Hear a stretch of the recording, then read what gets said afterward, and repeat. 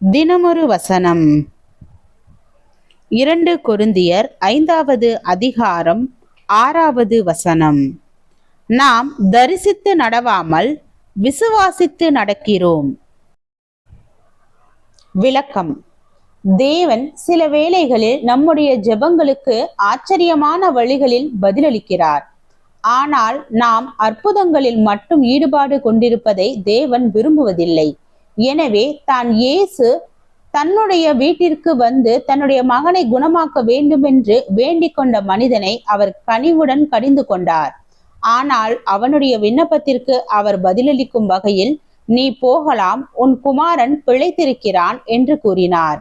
அந்த தகப்பன் இயேசுவின் வார்த்தையை விசுவாசித்தான்.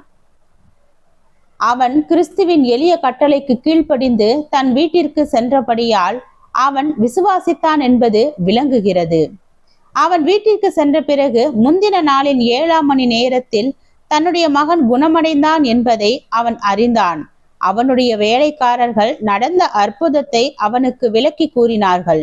உன் குமாரன் பிழைத்திருக்கிறான் என்று இயேசு கூறின அதே நேரத்தில் அவனுடைய மகன் குணமடைந்தான்.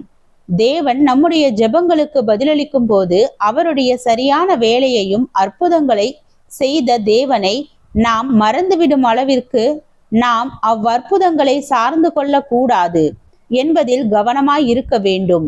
அற்புதம் நடந்தாலும் நடக்காவிட்டாலும் நாம் கிறிஸ்துவை தொடர்ந்து நோக்கி பார்க்க வேண்டும்.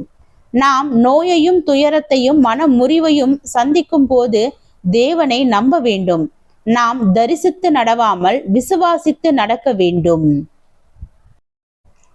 ஜெபம். தேவனுக்கு ஸ்தோத்திரம். தேவனே, நாங்கள் எங்களுடைய வாழ்க்கையில் உண்மையான விசுவாசத்தோடு தேவ ஐக்கியத்தில் நிலைத்து நிற்க கிருபை பாராட்டும். ஆமென்.